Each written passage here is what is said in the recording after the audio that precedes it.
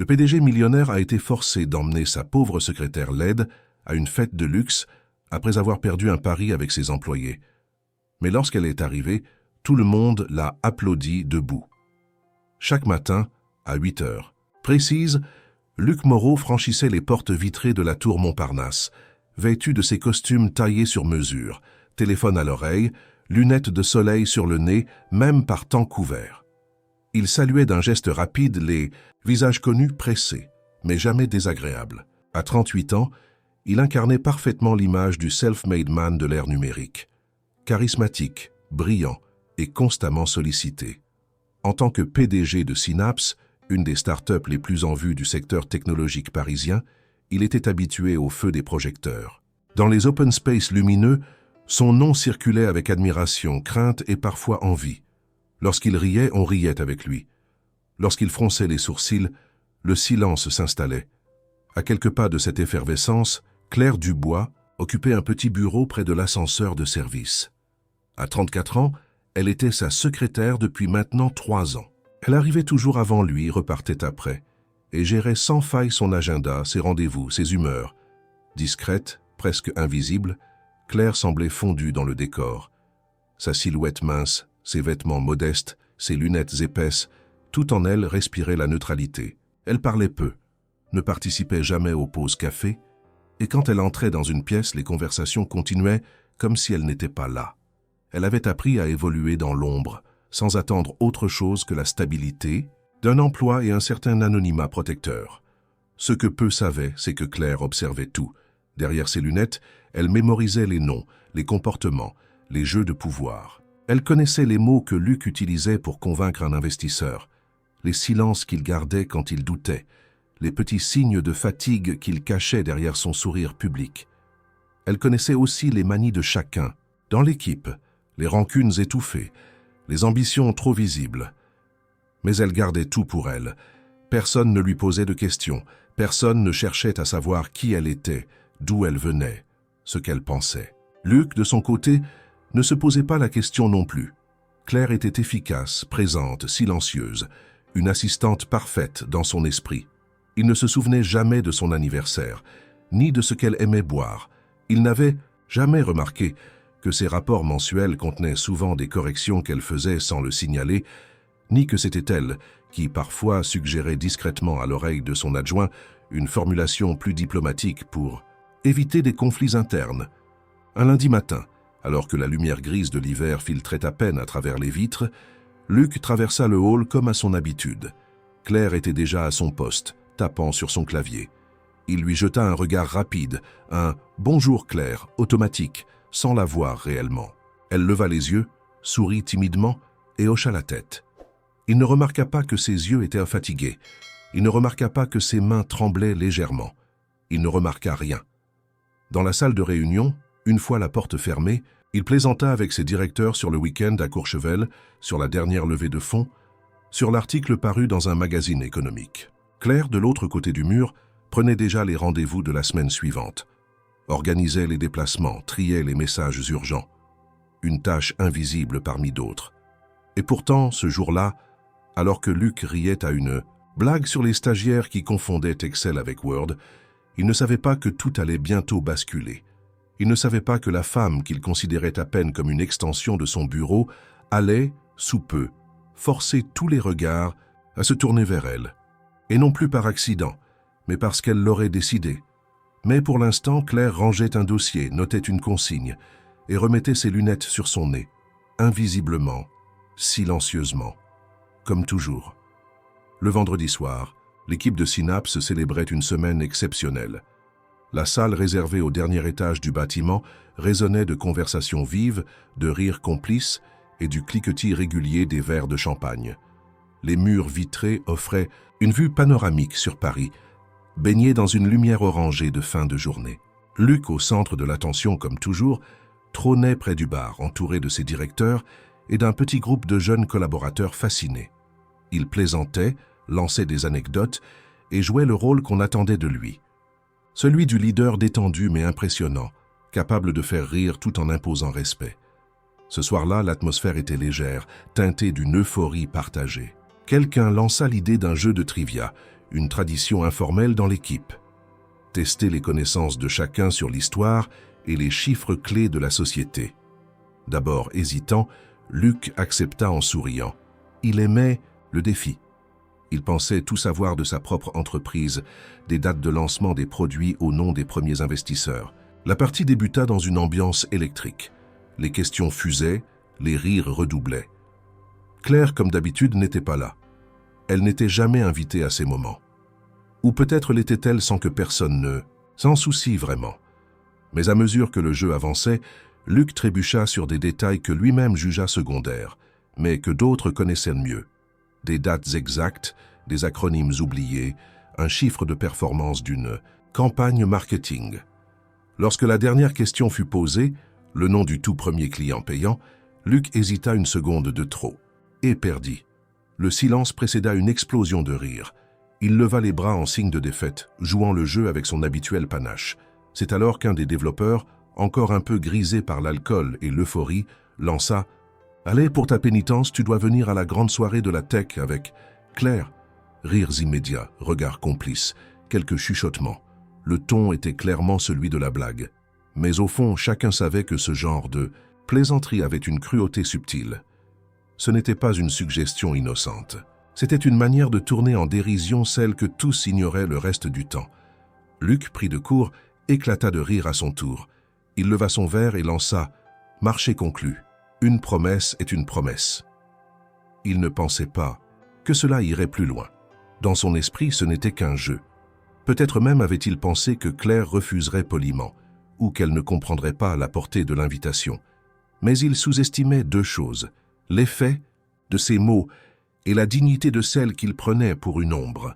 Le lundi matin suivant, fidèle à son style direct, Luc se présenta à son bureau, prit une enveloppe blanche préparée à la hâte par l'assistante du service événementiel et la déposa sans cérémonie sur le bureau de Claire.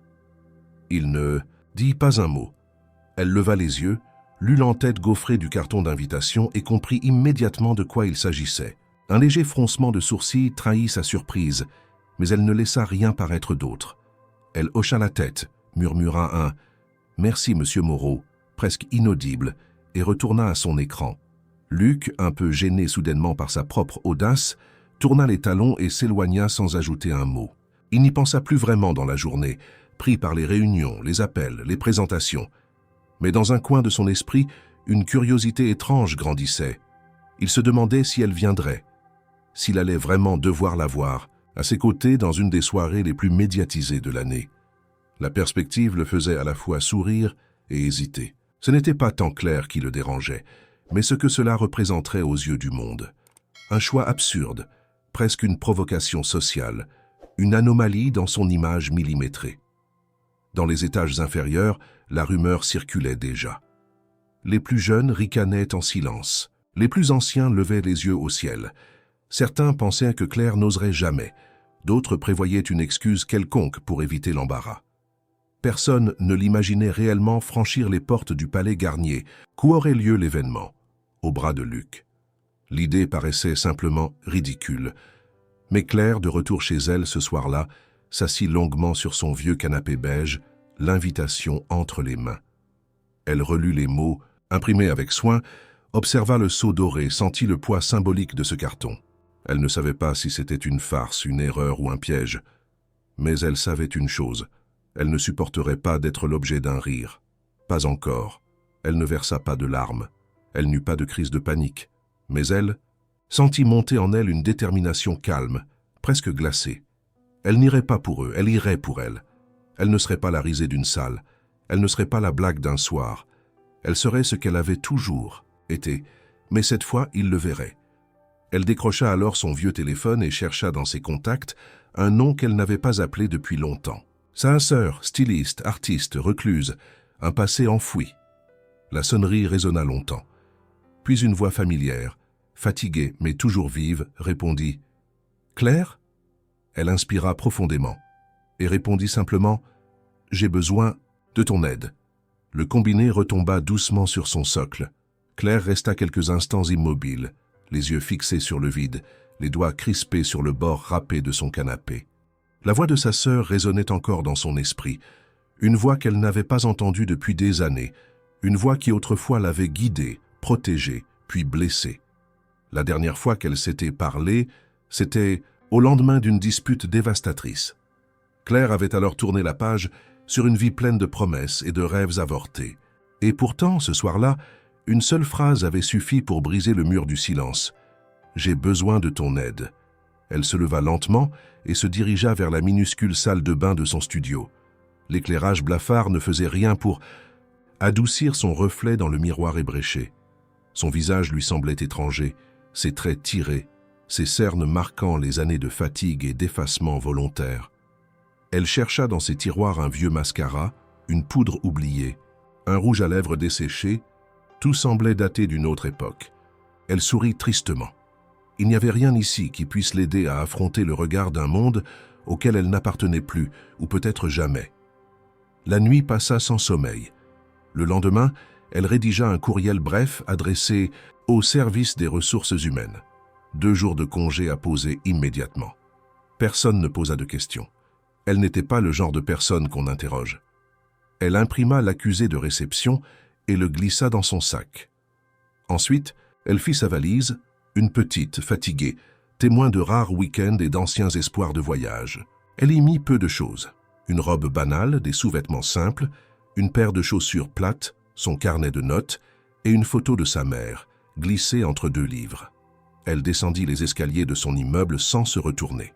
La maison de sa sœur, Élise, se trouvait à Montreuil, dans un ancien atelier transformé en loft, avec des tissus accrochés au mur et des mannequins en bois alignés comme des sentinelles endormies. L'odeur de peinture, de cuir et de métal chaud flottait dans l'air.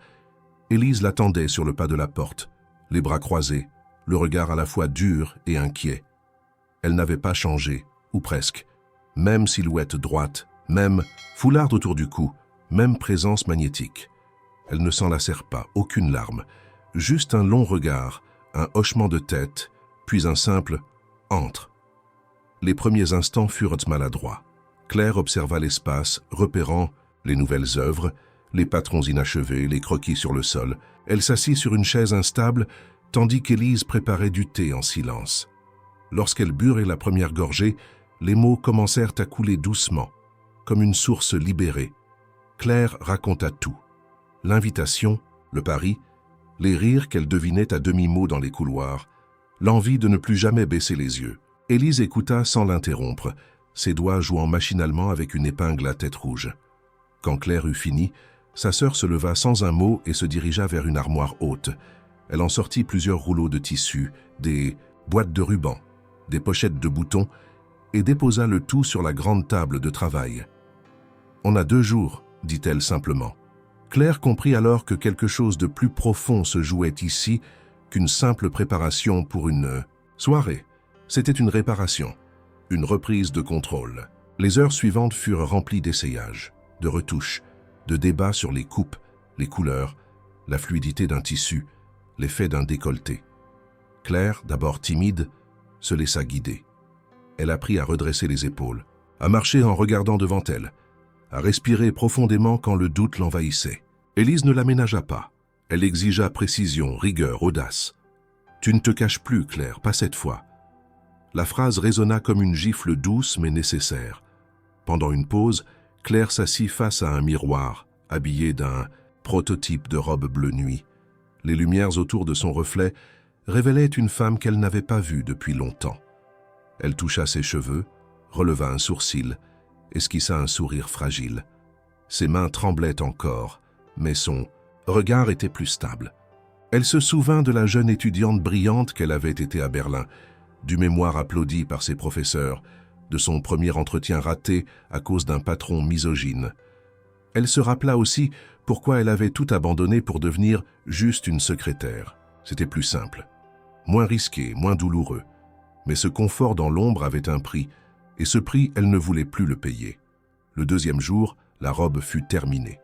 Élise, minutieuse, ajusta les derniers détails pendant que Claire apprenait à marcher avec des talons. Elles ne parlèrent pas du passé, pas de leurs disputes, pas de ce qui avait été perdu. Elles se concentraient sur le présent, comme si l'avenir dépendait de chaque couture, chaque boucle, chaque choix de tissu. Avant de partir, Claire serra sa sœur dans ses bras, cette fois avec force. « Merci », dit-elle. Élise répondit simplement « Tu sais ce que tu vaux. Montre-leur. » Le retour à Paris se fit dans un silence chargé d'émotions contenues. Claire ne savait pas exactement ce qu'elle allait affronter, mais elle avait cessé d'attendre qu'on la voie. Elle s'apprêtait à se montrer, pas pour plaire, pas pour choquer, mais pour exister pleinement. Les rues de Belleville s'étendaient sous un ciel chargé et une fine pluie de printemps tombait sur les toits de tuiles rouges, rendant les trottoirs glissants et les visages pressés. Claire marchait vite, le col de son manteau relevé, sa robe soigneusement pliée dans un sac en tissu épais qu'Élise lui avait confié, accompagné de recommandations strictes, éviter toute humidité, ne surtout pas froisser le tissu, et surtout, ne pas la montrer avant le soir de l'événement.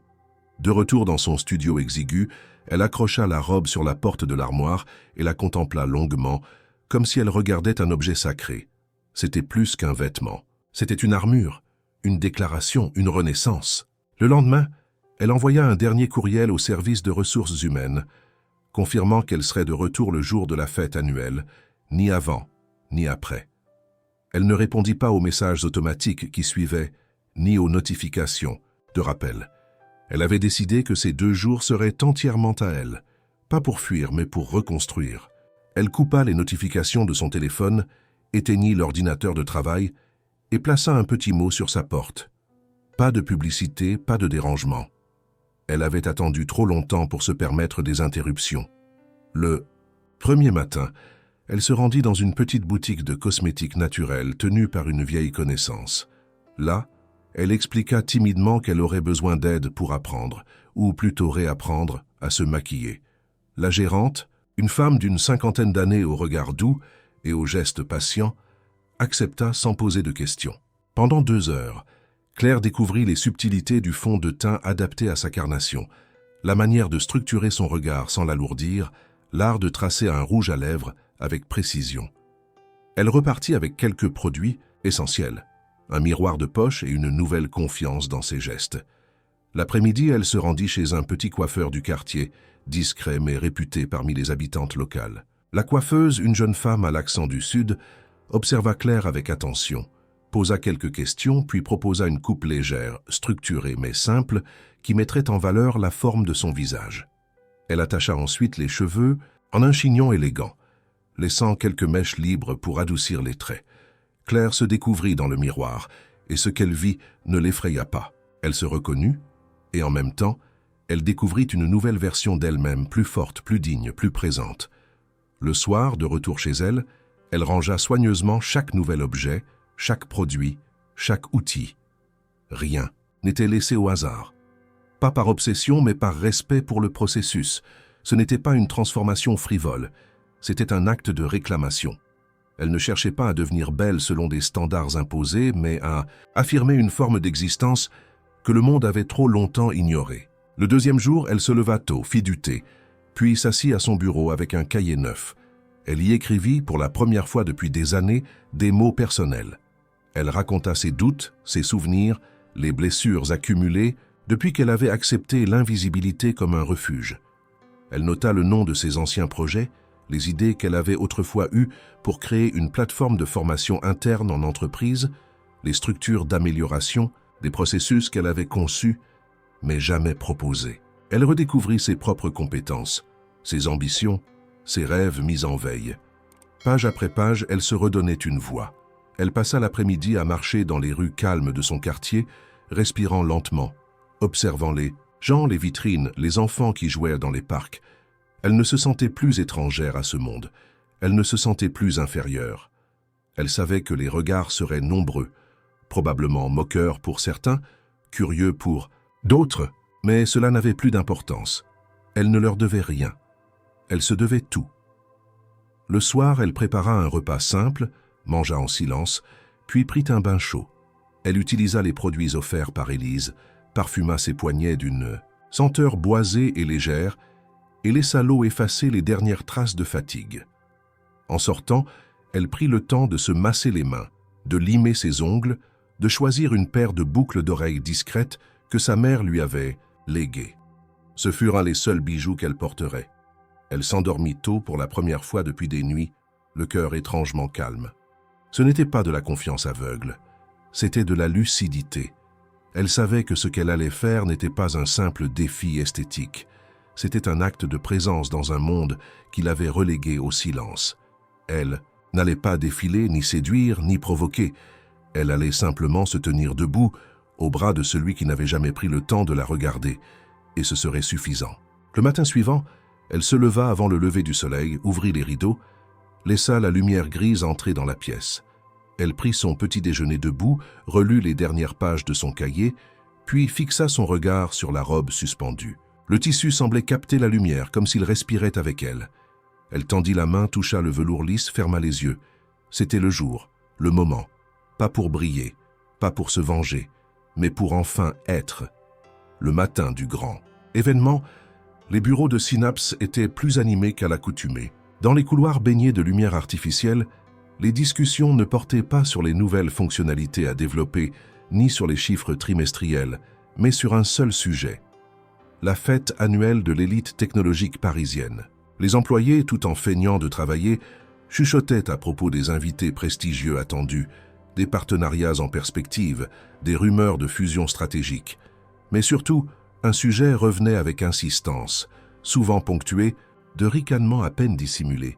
L'accompagnatrice annoncée de Luc Moreau. Dans la salle de repos, 2 cadres intermédiaires échangèrent des commentaires à voix basse, tout en surveillant la porte du coin de l'œil. « Tu crois qu'il va vraiment venir avec... elle ?» demandait l'un, une moue amusée au coin des lèvres. « Il paraît que oui. Il l'a invité officiellement, une histoire de pari idiot, je crois. » Le ton se voulait léger, mais le sous-entendu était cruel. Les rires étouffés, les regards entendus, tout cela formait un nuage de moquerie collective qui se diffusait silencieusement dans l'air. Luc, dans son bureau, feuilletait distraitement des notes préparées pour ses prochaines interventions. Il avait dormi peu. Quelque chose qu'il n'identifiait pas encore l'empêchait de se concentrer pleinement. L'image de Claire, son sourire discret au moment de recevoir l'invitation, revenait dans son esprit à intervalles réguliers. Il n'avait pas revu Claire depuis qu'il avait déposé le carton sur son bureau. Elle n'avait fait aucun commentaire. Aucune réaction particulière n'avait filtré. Ce silence, inhabituel même pour elle, l'intriguait. À 11 heures, il descendit voir l'équipe de communication. L'agitation y était palpable. Les affiches étaient préparées, les badges d'identification alignés sur les tables, les listes d'invités vérifiées une dernière fois. Il demanda d'un ton qu'il voulait détacher. « Tout est prêt pour ce soir ?» On lui répondit que oui, avec une efficacité robotique. Mais au fond de la pièce, un stagiaire ne put s'empêcher de lâcher un petit éclat de rire, rapidement réprimé par un regard sévère. Luc fit semblant de ne rien remarquer, mais un nœud se forma dans son estomac. Vers midi, les premiers articles anticipant la soirée commencèrent à apparaître sur les sites spécialisés. Des photos des années précédentes, des spéculations sur les annonces attendues, des listes d'invités circulaient déjà. L'événement, qui se déroulerait dans un hôtel de luxe en bord de Seine, réunissait le gratin de l'innovation technologique, des investisseurs internationaux, des journalistes influents. Pour Luc, c'était un terrain connu, presque une routine. Mais cette fois, il y allait avec une inconnue, la perception des autres. À 14 heures, il tenta de se concentrer sur un appel avec un partenaire américain. Mais son esprit dérivait. Il se revoyait à la soirée d'entreprise, acceptant le pari avec désinvolture. À ce moment-là, c'était une plaisanterie. Maintenant, cela prenait une autre dimension. Il craignait le ridicule, non pas à cause de Claire elle-même, mais de ce que sa présence révélerait sur ses propres choix, son manque de vision humaine, sa superficialité managériale. Il se sentait piégé par sa propre arrogance. En mi-santé, fin d'après-midi, il rentra chez lui pour se préparer.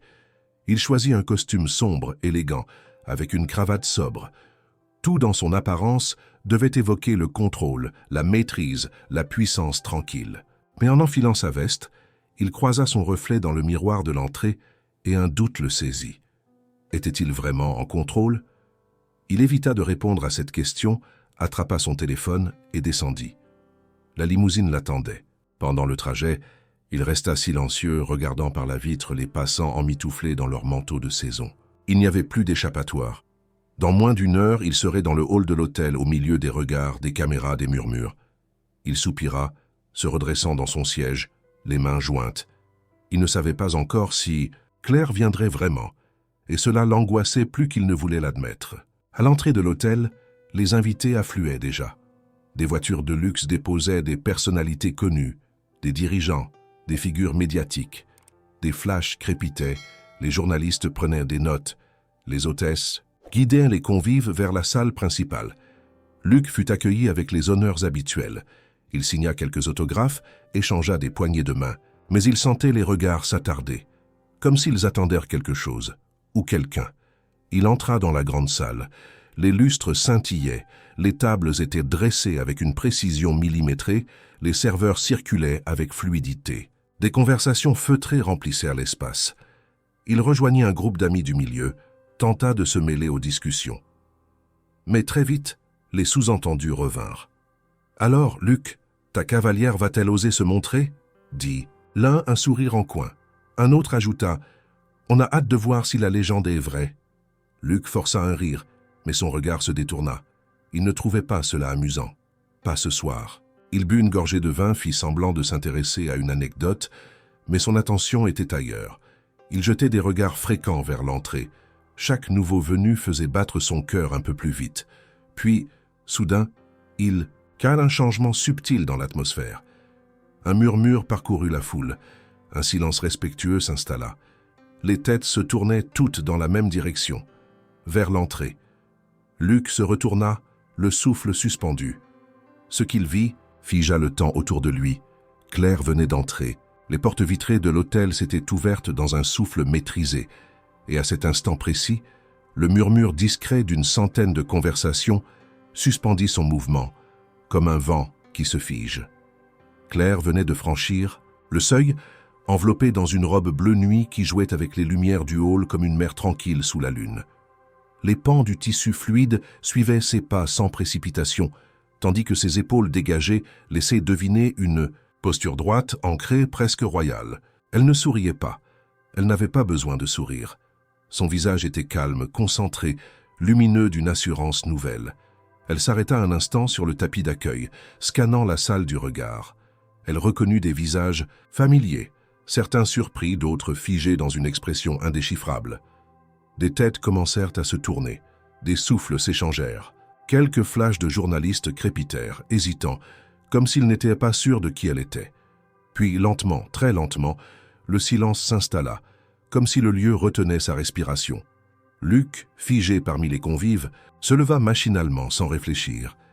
Il ne vit plus personne d'autre. Le bruissement des conversations, les notes discrètes du quatuor à cordes, les cliquetis de verre, tout disparut derrière cette silhouette qui avançait, seule, sans chercher à impressionner, mais qui le faisait pourtant d'une manière irrésistible. Autour de lui, les regards passaient de Claire à lui, cherchant à décrypter la scène. Elle marcha droit vers lui, le regard fixé sur ses yeux, et tandis qu'elle s'approchait, une chose devint claire. Personne ne riait. Les visages moqueurs de la veille s'étaient effacés. Les rires attendus étaient morts dans la gorge. Un à un, comme emportés par une force mystérieuse, les invités commencèrent à applaudir. Ce ne fut pas un tonnerre de reconnaissance, ni un enthousiasme débordant. C'était un hommage discret mais lourd de signification.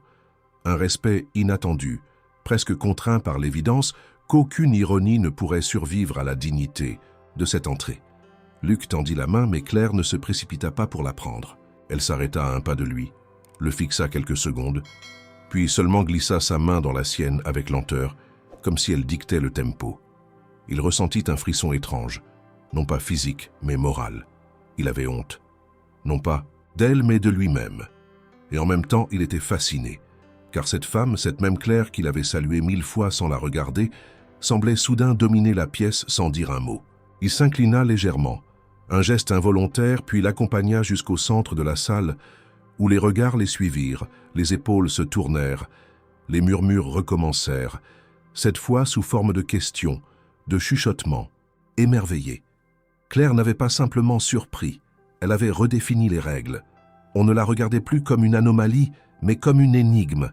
Et dans ce monde d'apparence, une énigme attirait plus de respect qu'une beauté évidente. À mesure que la soirée avançait, Claire ne resta pas accrochée au bras de Luc. Après quelques instants de présentation formelle, elle s'éloigna avec calme, se dirigeant vers le buffet, observant les œuvres d'art sur les murs, s'arrêtant pour écouter une conversation ici ou là. Les gens vinrent à elle, non, par obligation mais par attirance. Ils voulaient en savoir qui elle était, ce qu'elle faisait, comment elle avait osé une telle métamorphose, sans avertissement. Et elle répondait doucement, avec une voix posée, un français précis, parfois ponctué d'anglais ou d'allemand lorsqu'un interlocuteur l'exigeait. Luc l'observait de loin, chaque geste de Claire devenant un miroir silencieux de ce qu'il avait raté toutes ces années. Il se souvint de dossiers impeccables, de réunions qui s'étaient déroulées sans accroc, grâce à une organisation qu'il avait toujours attribuée à la mécanique bien huilée de l'entreprise. Il comprit maintenant que cette mécanique portait le nom de Claire Dubois. Près du bar, deux investisseurs avec lesquels Luc avait autrefois déjeuné l'interpellèrent, tout en jetant un coup d'œil en direction de Claire. « Dis donc, Luc, ta secrétaire » commença l'un un verre de vin à la main. L'autre compléta d'un ton étonné mais admiratif « Tu nous as caché une perle rare. » Luc hocha la tête sans répondre. Il ne savait pas encore comment formuler ce qu'il ressentait. L'orgueil blessé se mêlait à une admiration naissante, presque douloureuse. Il n'avait pas vu venir ce moment, cette révolution tranquille. Pendant que la salle retrouvait progressivement son rythme, que les discours se préparaient, que les serveurs circulaient avec des plateaux remplis de mets raffinés, Claire s'assit un instant sur une banquette latérale. Elle observa la scène autour d'elle sans se départir de son calme. Elle savait qu'elle avait fait plus que simplement changer d'apparence. Elle avait forcé le monde à revoir ses codes, à réévaluer ses jugements. Ce n'était pas une vengeance. Ce n'était même pas un triomphe. C'était une simple déclaration silencieuse. « Je suis là ». Et pour la première fois, Luc comprit qu'il n'était plus celui qui menait la danse. Ce soir, c'était elle qui avait le pouvoir. Un pouvoir qu'elle n'avait pas demandé, mais qu'elle incarnait naturellement, avec grâce, avec lucidité, avec une fermeté tranquille qui n'appelait ni validation ni pardon. Juste reconnaissance. La soirée se déroulait dans un rythme élégant, ponctué par les interventions brèves de personnalités influentes du monde de la technologie, les toasts portés aux projets les plus innovants, et les conversations feutrées qui dissimulaient des négociations naissantes. Au milieu de ce monde calibré pour impressionner, Claire évoluait comme si elle en avait toujours fait partie. Elle ne cherchait pas à attirer l'attention, mais l'attention venait à elle, presque naturellement. Son calme, sa posture, sa diction soignée. Tout en elle détenait dans cet univers de postures surjouées et de sourires stratégiques. Un premier groupe de jeunes ingénieurs l'approcha, reconnaissant vaguement son visage sans le resituer. L'un d'eux, intrigué, lui demanda si elle était une investisseuse discrète, une consultante externe, ou la représentante d'un fonds étranger. Claire répondit simplement qu'elle travaillait chez Synapse depuis 3 ans.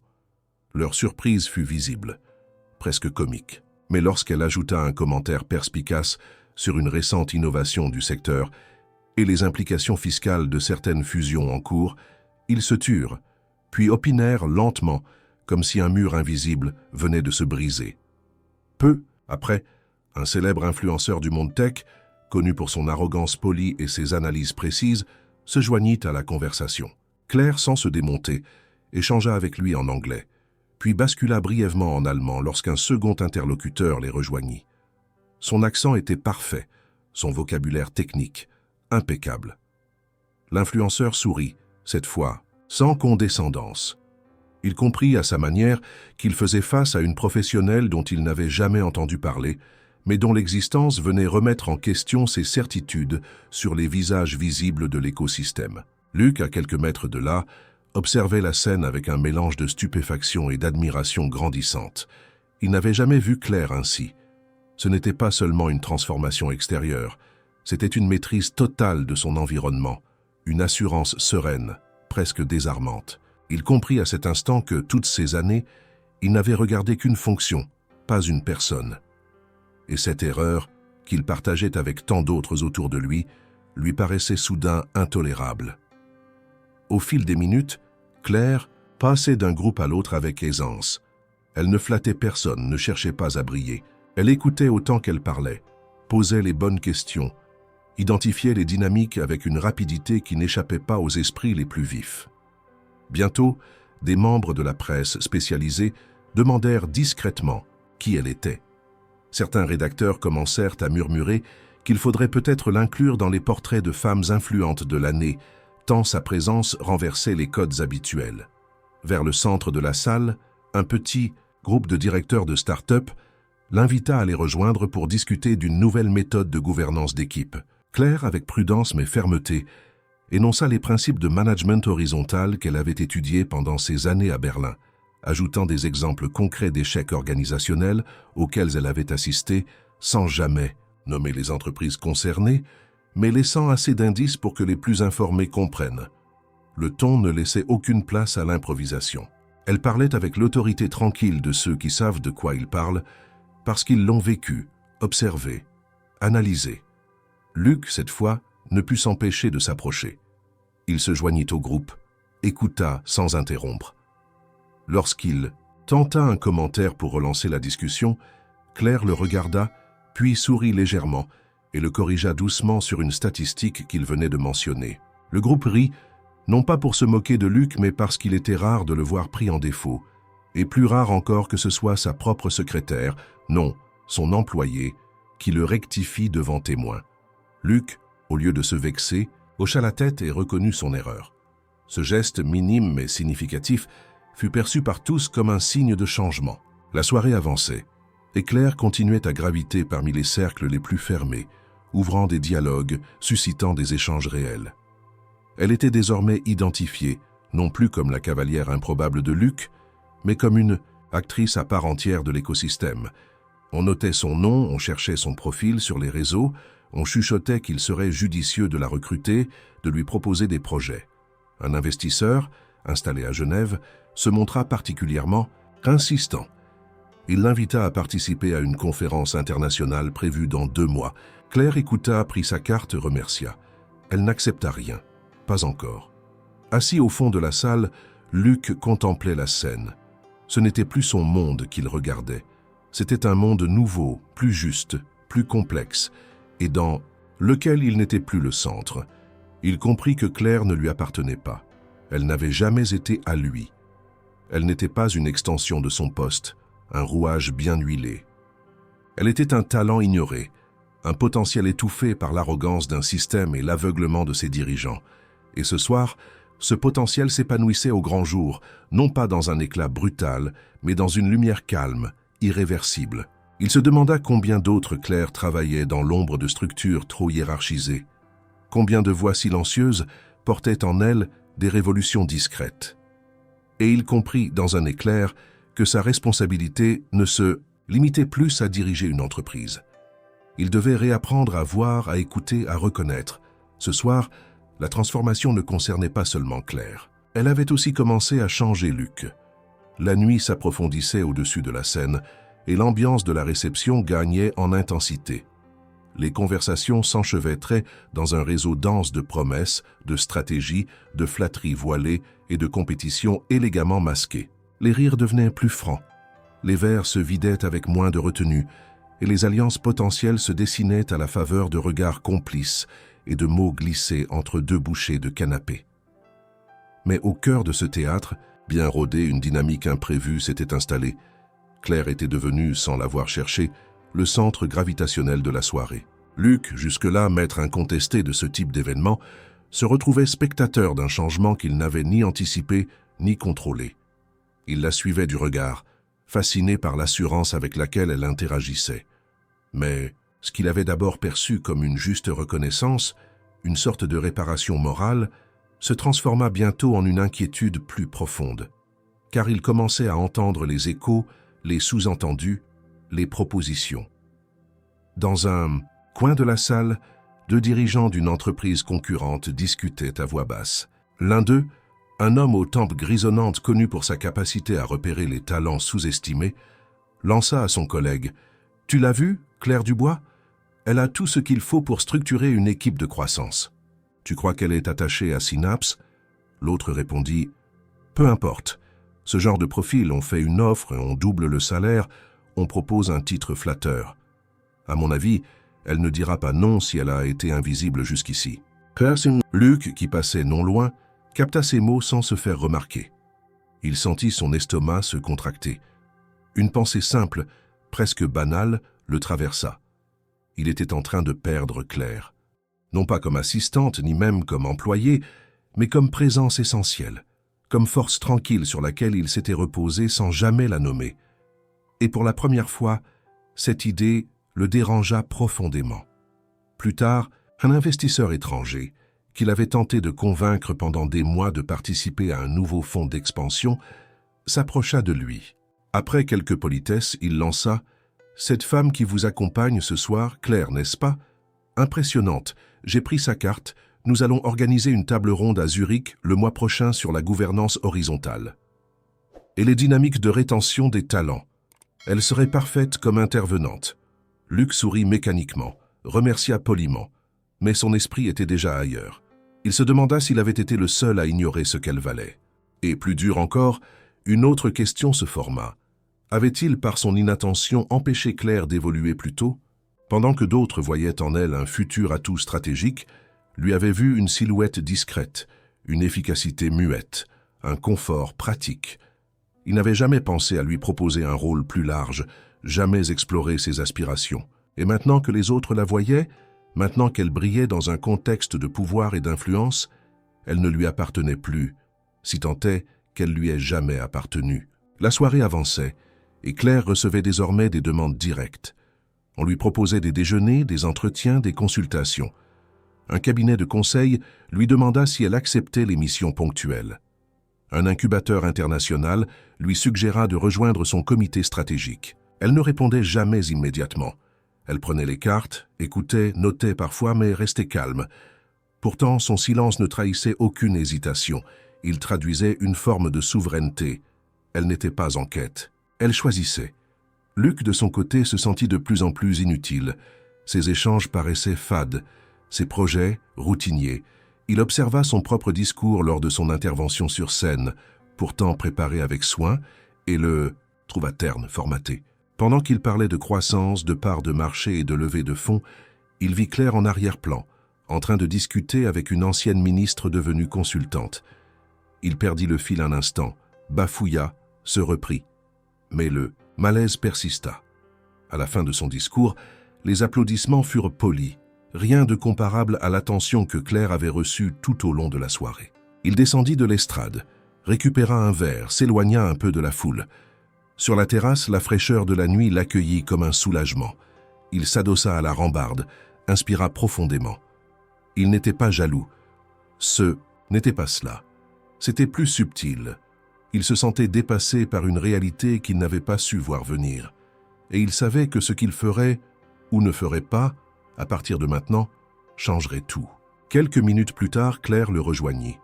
Elle se posta à ses côtés sans un mot. Ils restèrent ainsi à regarder les lumières de la ville danser sur la surface de l'eau. Luc finit par murmurer « Tu as changé la perception de tout ce soir ?» Claire répondit après un court silence « Je n'ai rien changé, j'ai juste cessé de me cacher. » Il tourna la tête vers elle.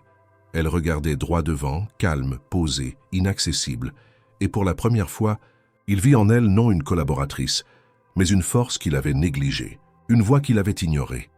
Un choix qu'il aurait dû faire depuis longtemps. Mais il ne savait pas encore s'il était trop tard.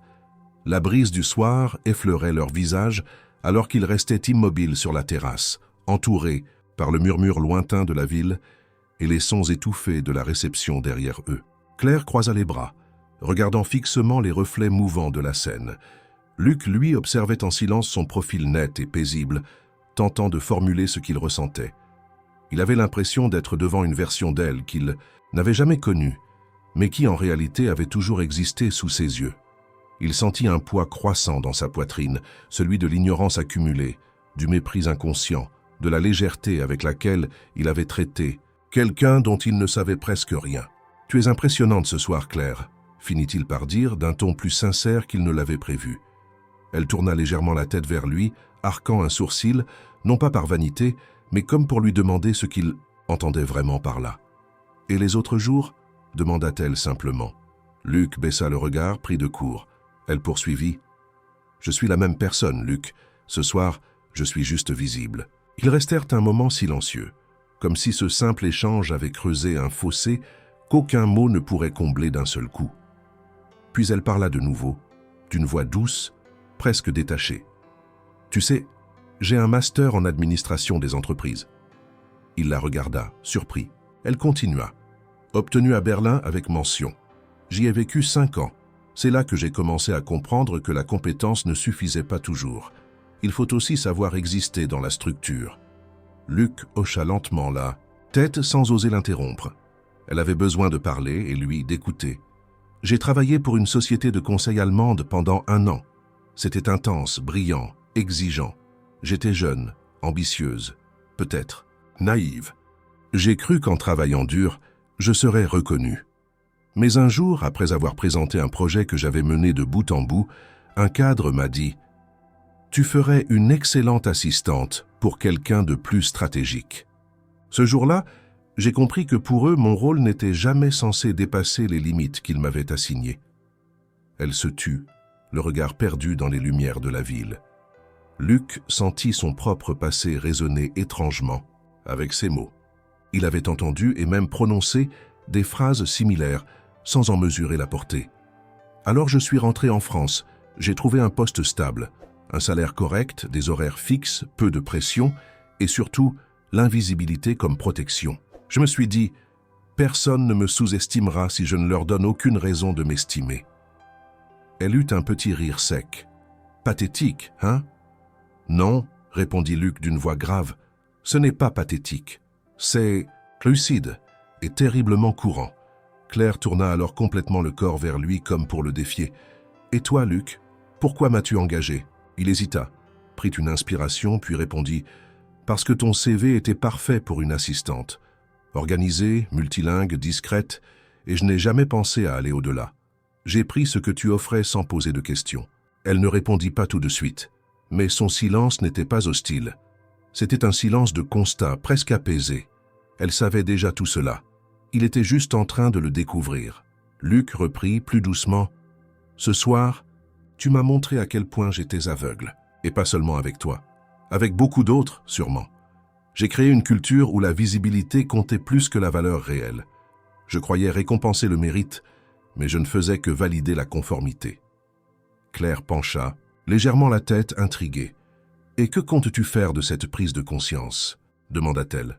Luc soupira. « Je ne sais pas encore, mais je sais que je ne peux plus continuer comme avant. » Il la regarda longuement.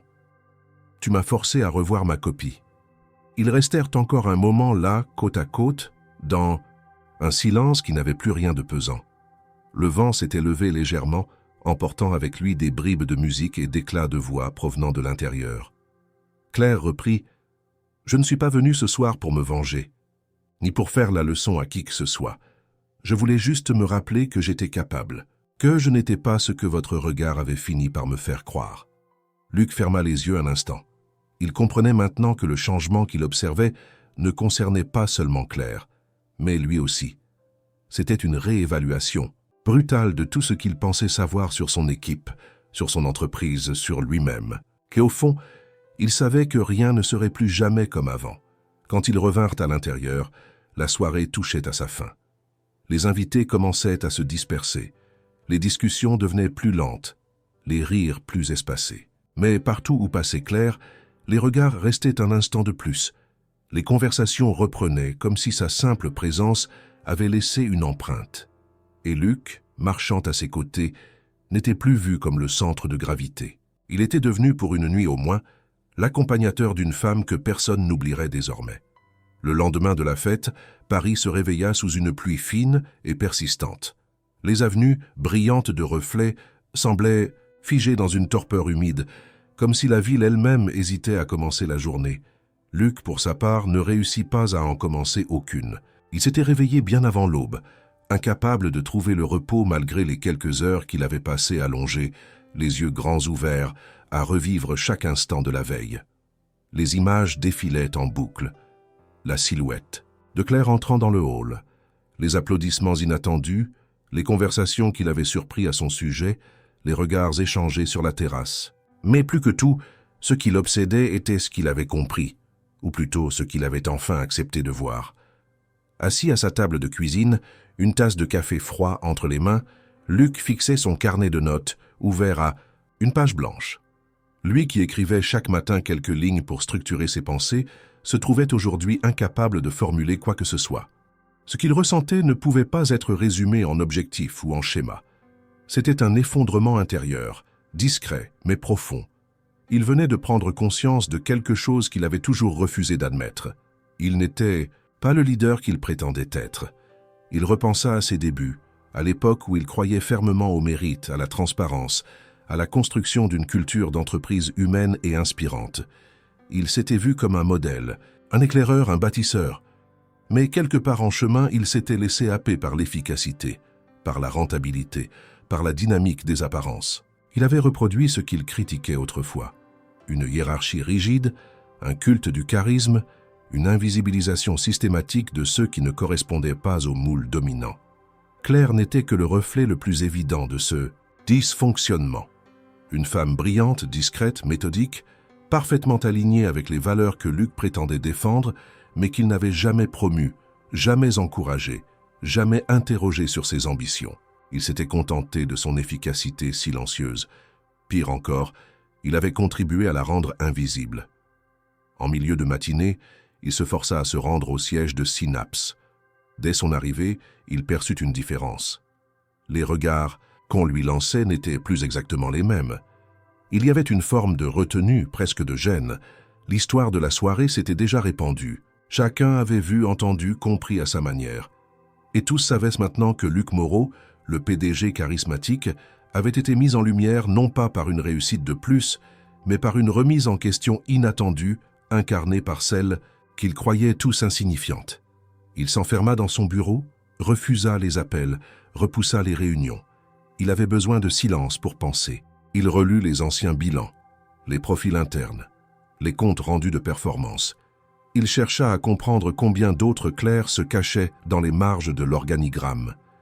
Il analysa ses propres décisions, se remémora des remarques qu'il avait pu faire sans y penser, des gestes qui, pris isolément, semblaient anodins, mais qui ensemble dessinaient un modèle de management sourd et aveugle à ce qui ne se montrait pas. Au fil des heures, son malaise se transforma en détermination. Il ne pouvait pas changer le passé, mais il pouvait agir.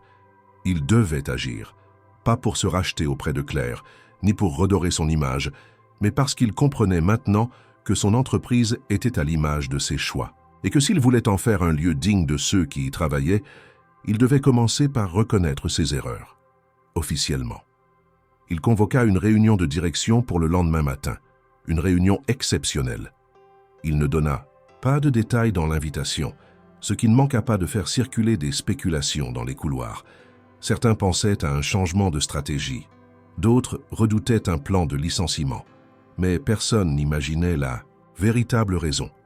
Personne ne savait que Luc était prêt à remettre en question les fondations mêmes de son pouvoir. Le soir venu, il rédigea son intervention. Pas un discours, mais une déclaration. Il voulait parler avec honnêteté, sans jargon, sans détour. Il écrivit sur la culture de l'entreprise, sur l'illusion du mérite, sur les biais invisibles. Il écrivit sur Claire sans la nommer, mais en la reconnaissant comme le catalyseur d'une prise de conscience. Il écrivit sur ce que signifiait vraiment diriger, non pas briller au sommet, mais éclairer ceux qu'on ne voit pas. Quand il referma son carnet, la pluie s'était arrêtée. Les rues étaient encore humides, mais un rayon pâle perçait entre les nuages. Luc s'approcha de la fenêtre, observa la ville en contrebas. Il se sentait fatigué mais étrangement apaisé. Demain serait un tournant. Il ne savait pas comment ces mots seraient reçus, ni quelles conséquences ils entraîneraient. Mais il savait une chose. Il ne pouvait plus faire marche arrière, et dans un coin de son esprit, une question revenait, tenace, obstinée. Et si Claire décidait de partir? Et si ce soir-là, ce n'était pas seulement une démonstration de force, mais un adieu? L'idée le troubla plus qu'il ne l'aurait cru, non pas par orgueil blessé, mais parce qu'il comprenait que perdre Claire, ce ne serait pas seulement perdre une employée, ce serait perdre une conscience que l'on aurait pu écouter bien plus tôt. Le lendemain matin, à 9 heures, précise, la salle de réunion du dernier étage était pleine. Tous les membres de la direction étaient présents, certains nerveux, d'autres curieux, quelques-uns déjà sur la défensive.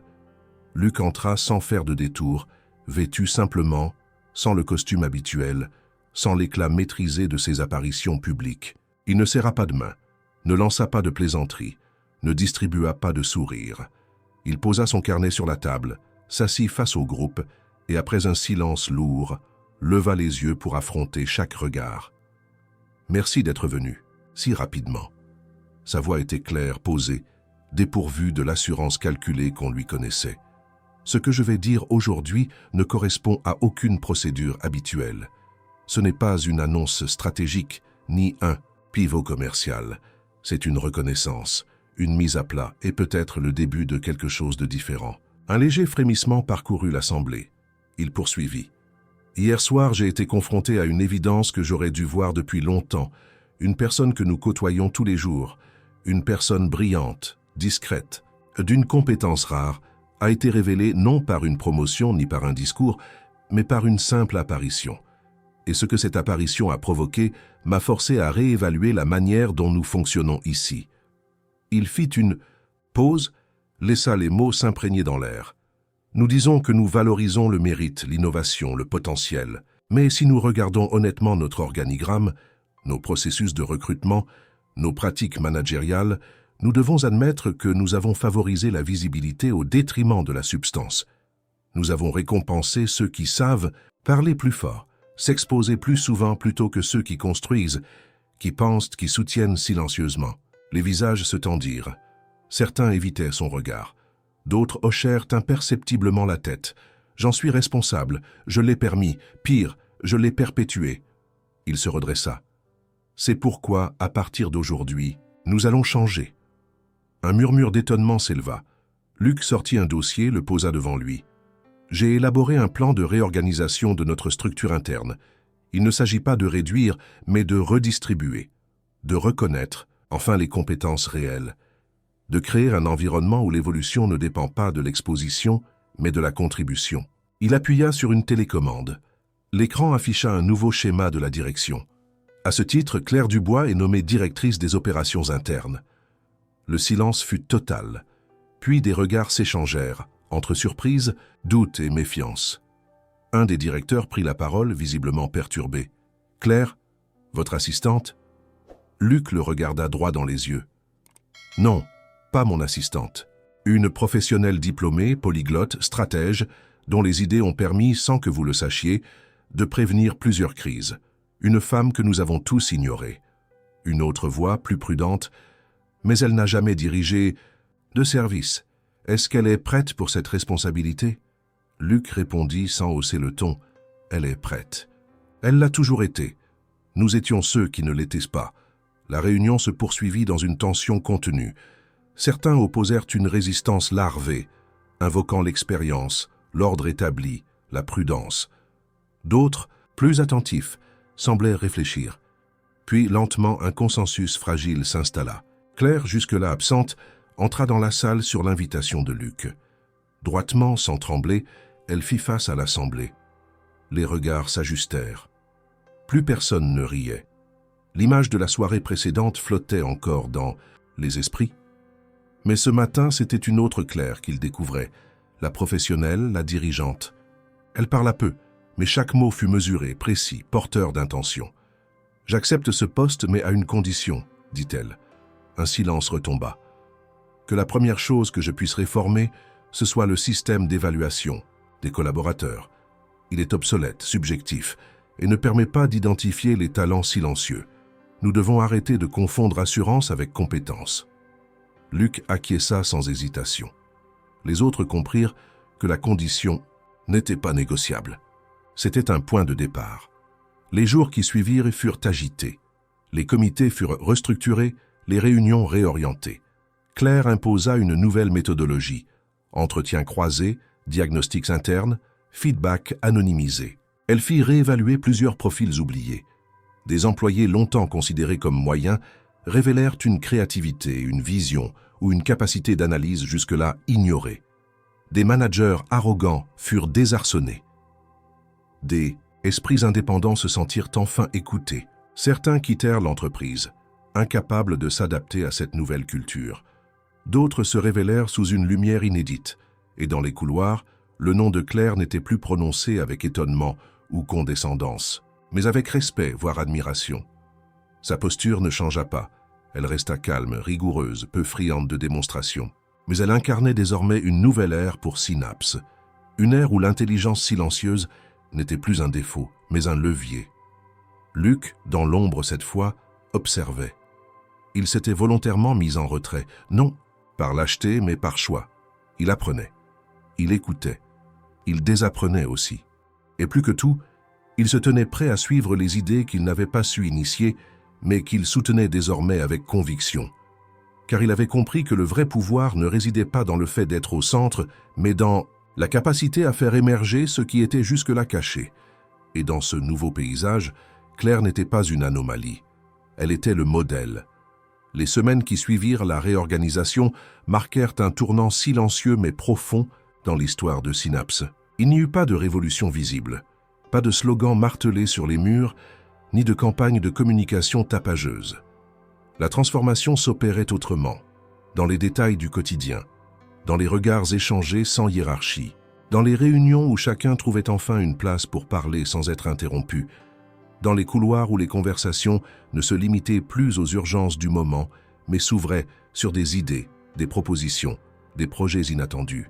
Claire, désormais directrice des opérations internes, ne cherchait pas à imposer une autorité nouvelle.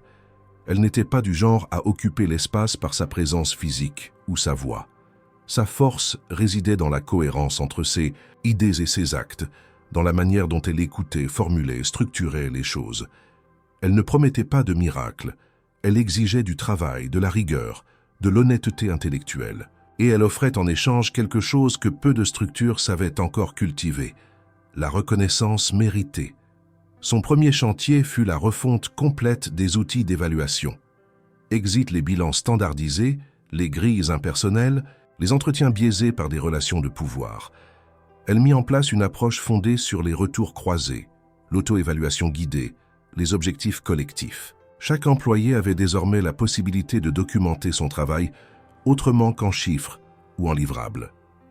Les récits de processus, les descriptions d'initiatives personnelles, les difficultés surmontées devenaient des indicateurs aussi importants que les résultats. Certains dirigeants, d'abord sceptiques, furent désarçonnés par cette méthode, mais les premiers résultats parlèrent d'eux-mêmes. Des profils jusque-là ignorés proposèrent des solutions originales à des problèmes persistants. Des départements en tension retrouvèrent une cohésion inattendue. Les conflits larvés diminuèrent et l'engagement général monta, non pas sous la contrainte, mais parce que chacun commençait à se sentir enfin vu. Luc, de son côté, jouait désormais un rôle plus discret mais essentiel. Il était toujours PDG, bien sûr, mais il avait transformé son mode d'action. Il passait plus de temps à visiter les équipes, à observer sans intervenir, à poser des questions au lieu de donner des ordres. Il faisait ce qu'il n'avait jamais su faire avant. Il écoutait. Et surtout, il apprenait de Claire. Non, pas dans une relation de mentorat inversée, mais dans une forme de compagnonnage respectueux, dans laquelle chacun apportait sa vision, ses forces, ses doutes. Un jour, alors qu'il prenait un café dans un petit espace de détente nouvellement aménagé, à l'initiative d'un stagiaire dont Claire avait repéré la proposition dans un retour d'évaluation, Luc lui demanda « Tu crois qu'on aurait pu faire tout ça il y a 2 ans ?» Claire réfléchit puis répondit « On aurait pu, mais tu n'étais pas prêt, et moi non plus. » Il acquiesça sans chercher à contester. Ils savaient, tous deux, que certaines choses ne peuvent émerger que dans les fractures, dans les moments où les certitudes s'effondrent. Au fil des mois, la réputation de Synapse évolua. Non plus comme une start-up en vogue parmi d'autres, mais comme une entreprise qui incarnait un modèle différent. Des cabinets de conseil en ressources humaines commencèrent à citer leurs pratiques dans leurs rapports. Des universités sollicitèrent Claire pour intervenir dans des conférences sur la transformation organisationnelle. Elle accepta rarement, préférant consacrer son temps à consolider l'existant. Mais chaque fois qu'elle parlait en public, l'effet était le même. Une onde de silence respectueux, une écoute dense, une prise de conscience. Les médias s'emparèrent aussi de cette histoire atypique. Le magazine économique qui avait autrefois consacré un dossier à Luc lui demanda une entrevue. Cette fois, il insista pour que Claire soit co-interviewée. L'article qui en résulta fit grand bruit. Intitulé « L'intelligence discrète au pouvoir », il présentait une vision nuancée, éloigné des récits héroïques. On y découvrait une femme lucide, stratège, profondément humaine, et un dirigeant en reconstruction, conscient de ses limites mais déterminé à progresser. Dans l'entreprise, les anecdotes se multipliaient. Un technicien réseau fut promu après avoir suggéré une amélioration logistique longtemps ignorée. Une graphiste obtint les moyens de lancer un projet transversal. Un agent d'accueil, formé en interne, devint coordinateur d'équipe. Ce n'était pas une utopie. Il y avait encore des tensions, des inerties, des résistances.